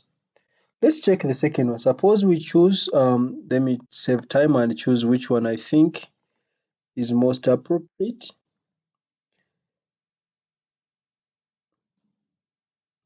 Okay, I'm going to choose this one and I will test that one. Let's say 3R over 2 is equal to 9. 3R over 2 is equal to 9. This means R is going to be equal to 9 times 2 divided by 3, which is 6 ohms. We are going to check. We have used this one, remember, so we are going to check 6 ohms for until if we see that we can get these two, then it means the correct combination, the correct resistance is 6.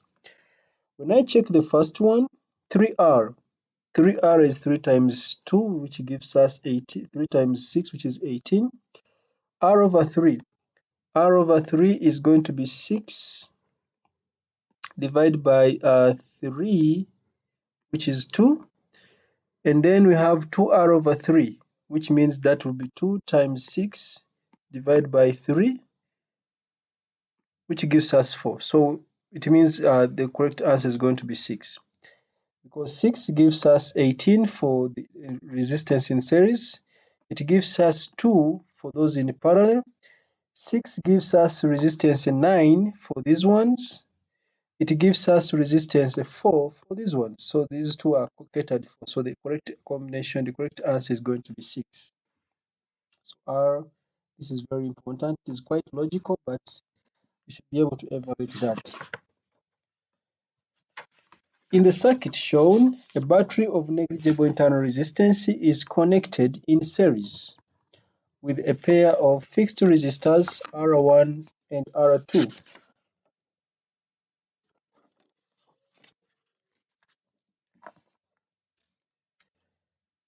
The circuit is to be used to test whether the electromotive force or the e.m.f of a particular cell is 1.5 volts. The cell is connected between terminals X and Y in parallel with R2 and in series with galvanometer. So we want to check whether this EMF is 1.5 volts. The only way we can check that this is 1.5 volts is when the PD across this one is also 1.5, so that the galvanometer shows 0 reading. The reading of the galvanometer here is going to be 0 if this is 1.5 volts, because the PD here should also be 1.5 volts. Which statement about the test is correct? A non-zero reading on the galvanometer means that the cell has EMF 1.5 volts. The battery reading does not need to have an EMF of 6 volts. That doesn't make any sense. The cell may be connected either way. If we connect it either way, we shall never get balance. The galvanometer does not need a scale calibrated in amperes. That is very correct, because if the EMF is 1.5 volts, the galvanometer does not need to give a reading. There will be balance because the galvanometer will give a 0 reading. Why are we saying 1.5 volts? Let's see the PD across R2. It is going to be the same as EMF of cell X. So PD across R2 is going to be 20 divided by total resistance, which is 80 times 6. So 20 divided by 80 times 6, which is 1.5. Because the PD across R2 is already 1.5, if the cell is to measure to show that the EMF has the EMF of the cell is 1.5, then the galvanometer does not need to give any reading. So the answer is going to be this. So we don't need it to be calibrated in any way. So that statement about the test is correct.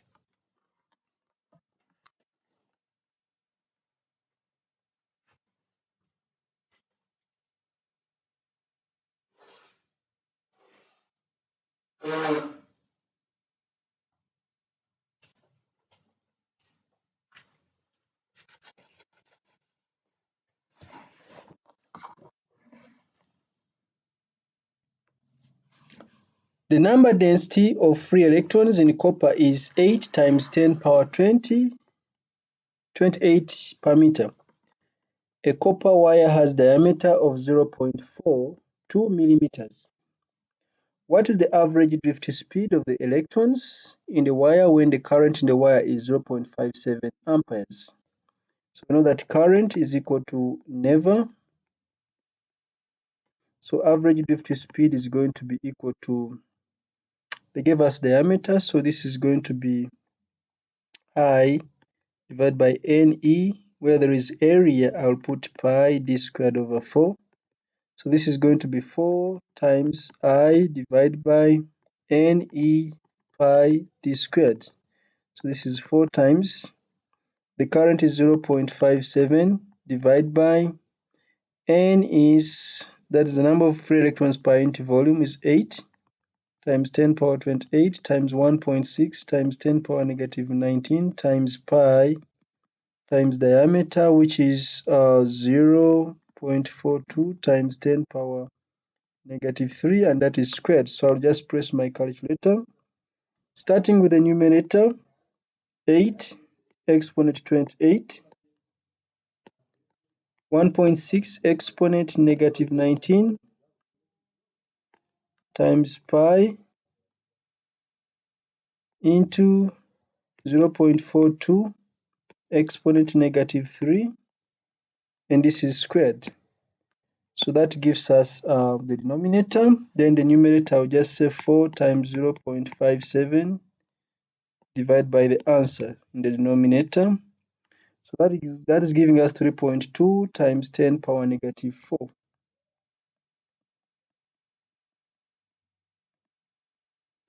3.2 times 10 power negative 4, that is the answer is D. So the answer is D.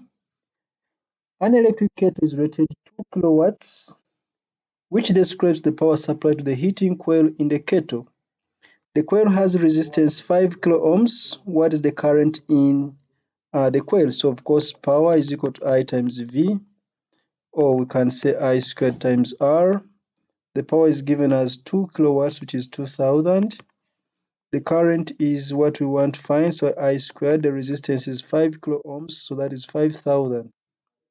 Pressing the calculator, I have 2000 divided by 5000, square root of the answer. So that is 0.63. So current is 0.63 amperes, meaning the answer is going to be B. A conductor consists of three wires connected in series. The wires are all made of the same metal but have different cross-sectional areas. There is a current I in the conductor. Of course, the current is the same. There is a current I in the conductor. Of course, the current is the same. Which graph best shows the variation of potential difference V with the distance along the conductor? Okay, I will use a simpler explanation to this because this question appears to be abstract but is very easy. PD is going to be current times resistance. Note that the current is the same because they're in series. Those parts of the wire are in series. But remember, resistance is equal to rho L over cross-sectional area. Resistance is rho L over cross-sectional area. So I'm going to substitute here. So it means PD is going to be the current times resistance times L over cross-sectional area. So I want you to compare this with an equation because the distance is actually becoming the length of the conductor. The length of the conductor is becoming increasing. So the distance is the length of the conductor. The distance is becoming the length of the conductor. So if we compare this with an equation of y equals to mx, maybe plus c, there is no intercept. But on the y-axis, we have v. On the x-axis, we have the distance, which is going to be the length of the conductor because it's increasing. So it means the gradient is going to be I times rho over A. So as we move from end X to end Y, the area is becoming smaller. This section here has a greater area, so the section with a greater area must be having a smaller gradient. When A is greater, the gradient is smaller. So A is greater, then the gradient should be smaller. So the section where the gradient is greater, where the area is greater, the gradient should be smaller. So here it is showing the gradient is even 0. So this one is wrong. This one is showing 0 gradient because the lines are horizontal. So those two are wrong. So this one is showing when the area, the first part is showing, of course, when the distance is small. The first area is greater. The gradient is very small. Followed by the second part, the gradient is relatively higher. The last part, the area is smallest, the gradient is the highest. So it means our answer is automatically going to be A.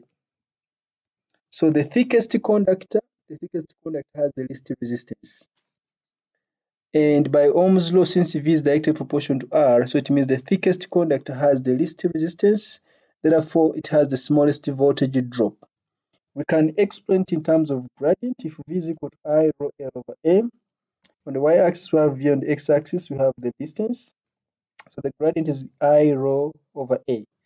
The part which has a greater area must be having a smaller gradient. And you can even see that. This one is showing this part has a greater gradient and the gradient is becoming smaller as we move. So the answer is going to be A.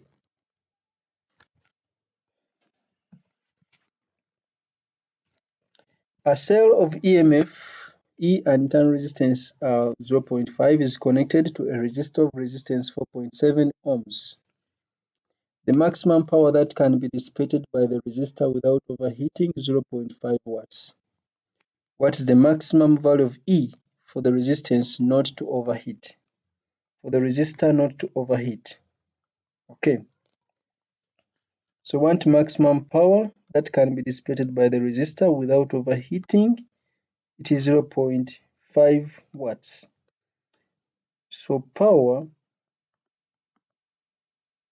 is equal to V squared divided by R. Power is V squared over R.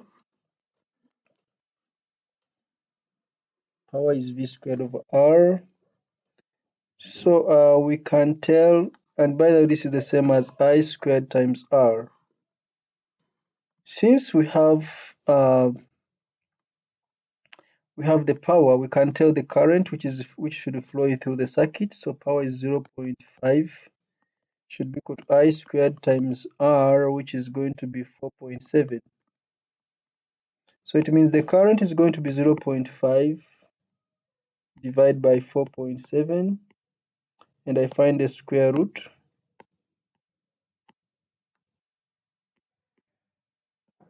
which is 0.33. Let me just record I as 0.33 amperes. That is the current. It is the same current here, it is the same current there. So it means I now know the PD across this one. PD across 4.7 ohms is going to be I times R. So I'll just say that one times R, which is 4.7. So that one is 1.53 volts. Then PD across 0.5 ohms is going to be 0.33 times 0.5, which is 0.16 or 17, 0.17 volts. So we sum up because they're in series. The PD across here plus the PD across there is equal to e.m.f. e.m.f is equal to PD across 4.7 plus PD across 0.5. So you have 1.53 plus 0.17.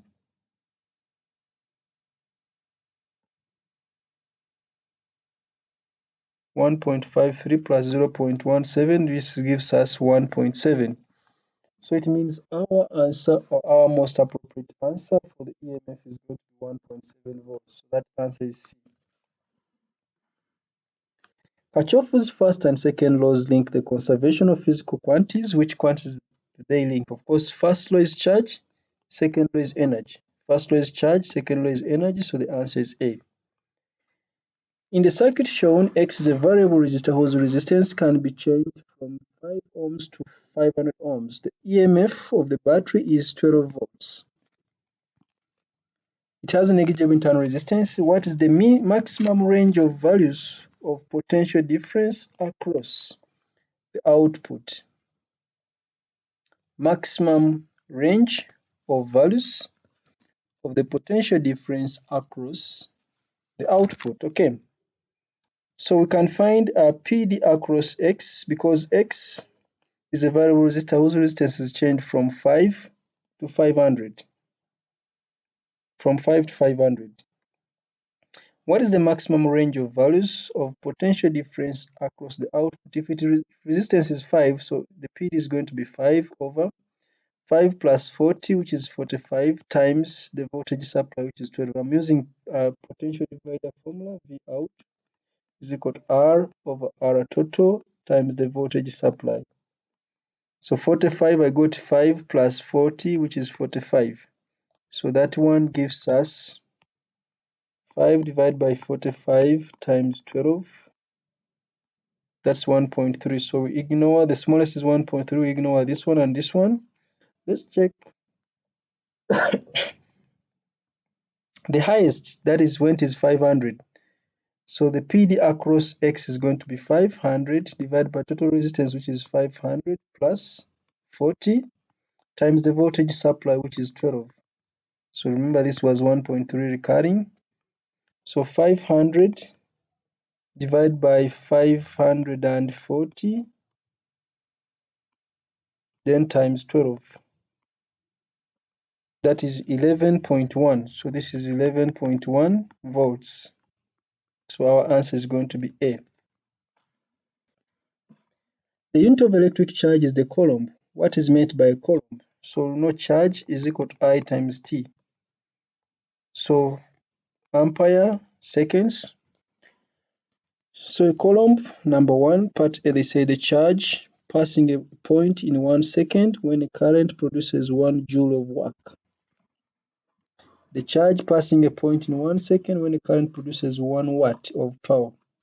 The charge passing a point in 1 second when there is a current of 1 ampere. So the answer is this one, when there is a current of 1 ampere. So the answer is C.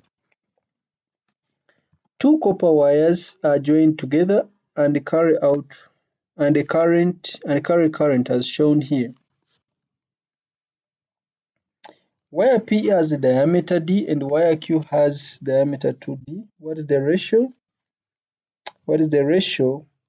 Average drift speed of the free electrons in wire P over average drift speed of free electrons in wire Q. Remember, the current is the same because the parts are in series. So we know that current is equal to NEV times A. So the current is the same. The current is the same.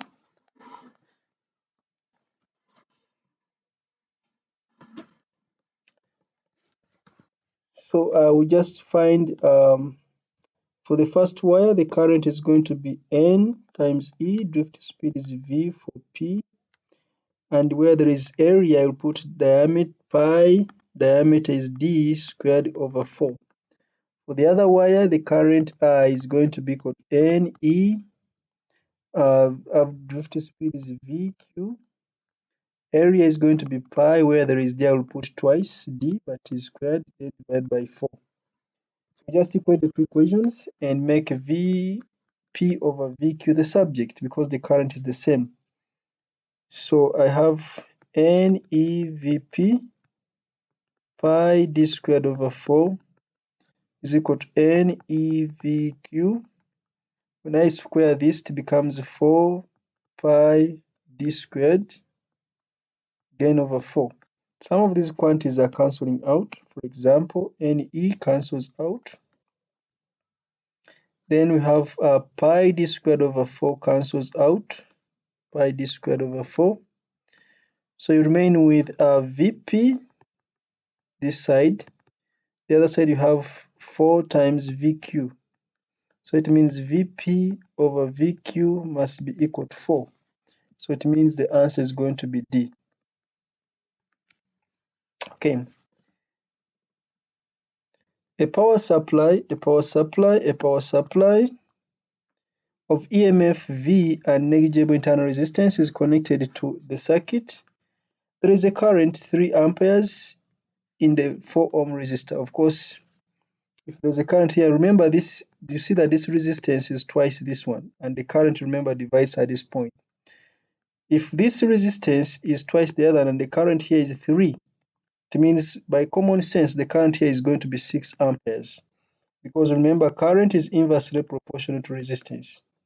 The resistance here is twice the resistance there, which means the current here should be twice the current there. So your common sense should be able to tell you that the current there is 6 ohms, 6 amperes. So the total current is going to be 3 plus 6, which is 9 amperes. The current here is 3 plus 6, which is 9 amperes. Okay, what is the value of V? V is going to be the total PD. PD across the parallel combination, we can find it even if I didn't find this current, I can find it here. PD here is going to be PD across the parallel combination can be 3 times 4, which is 12 volts. It can be 3 times 4, which is 12 volts. PD across this 3 ohm resistor, PD across the 3 ohm resistor, the current is now 9.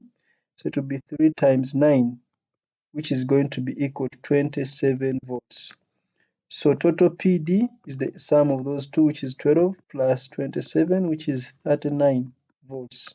So the answer is going to be C. Note how I arrived at that. There's simple reasoning here. 4 ohms is 2 times 2 ohms. Or you can even look at it like this. the PD across 4 ohms is the same as the PD across 2 ohms because they're in parallel.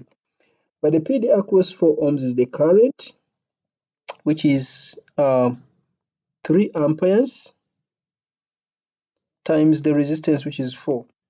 The PD across 2 ohms is the current, which is not known, times the resistance, which is 2. So you see that the current here is going to be actually 3 times 4, which is 12, divided by 2, which is 6. So the current here is 6 ohms. And since at a junction current splits, so it means the current before the junction is 3 plus 6, which is 9. Then we sum up to find total PD, which is 39. The wire of a heating element has resistance R. The wire breaks and is replaced by a different wire.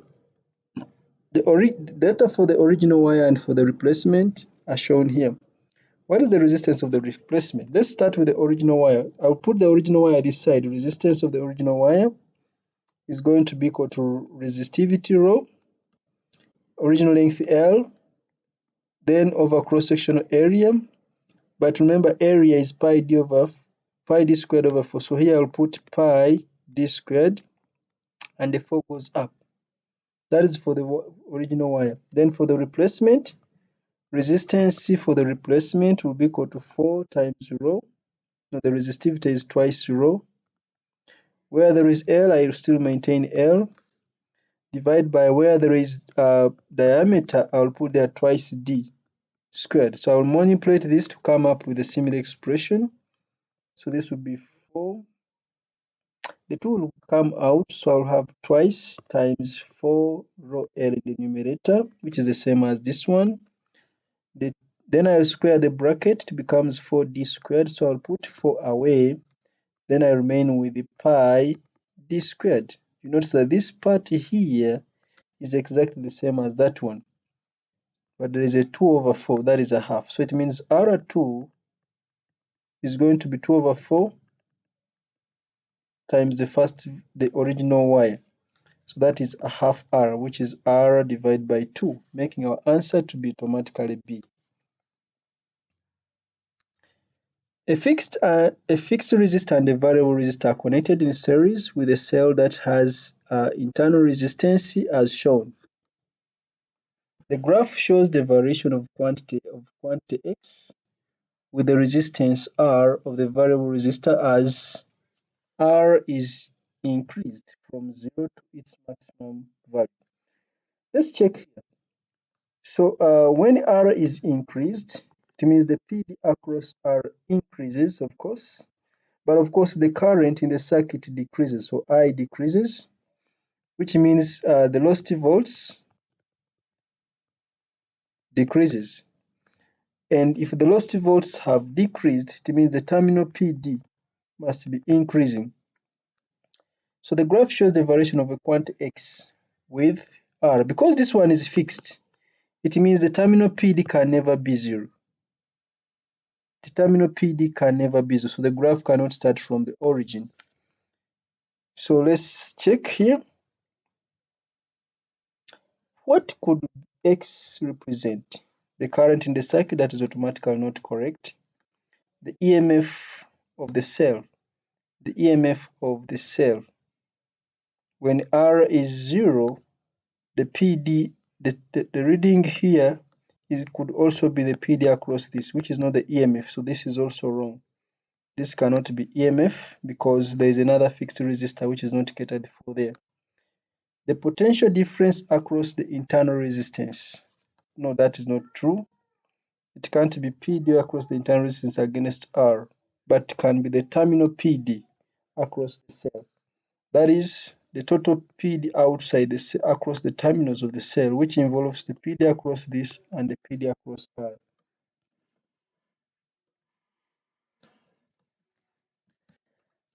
A cell of e.m.f.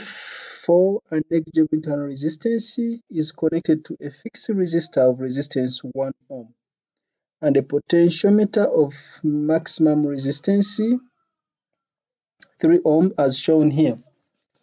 Which range of potential differences can be obtained between terminals X and Y. Of course, when I bring Y here, potential difference between X and Y is 0. So the answer starts from 0. When I bring Y at this point, then when I take Y here, the potential difference between X and Y will be the PD across 3 ohms, which is got from the potential divider formula, that is resistance across that point, over total resistance. There will be in series, which is going to be divide by 4, 3 plus 1, which is 4, times the voltage supply, which is 4, that gives us 3 volts. So the answer is going to be from 0 to 3 volts. What is the definition of PD? Remember we said PD is the energy converted from electrical to thermal per unit charge. So it's work done per charge. So the answer here is automatically D, work done per unit charge. Energy converted from electrical to thermal per unit charge, and energy is work done. And lastly, for part 2, a cable of length L consists of 2 wires. So there are 2 wires, this one and this one, used to connect 12 volts power supply of negligible internal resistance to a lamp as shown here. The PD across the lamp is 10.5 volts. The current in the wire is 2.5. So if the PD across the lamp is 10.5, then the PD across the cable, I'll write here PD across the cable must be 12 minus 10.5, which gives us 1.5 volts. That is PD across the cable, which means PD across one wire, because there are 2 wires making up the cable. This was, what was this? Okay, 1.5 volts. PD across one wire is going to be this one divided by 2, because we are assuming they are identical. So this will be 1.5 divided by 2, which is 0.75 volts. That is the PD across one wire, 0.75 volts. Okay. So we know the PD across one wire. We can even tell the resistance of one wire. So resistance of one wire of just length L, resistance of length L is going to be V over I, which is going to be V 0.75 over I, which is 2.5. So 0.75 divided by 2.5, and that is 0.3. So resistance is 0.3 ohms. Okay, so resistance of the wire is 0.3 ohms. So what is now the question? What is the question?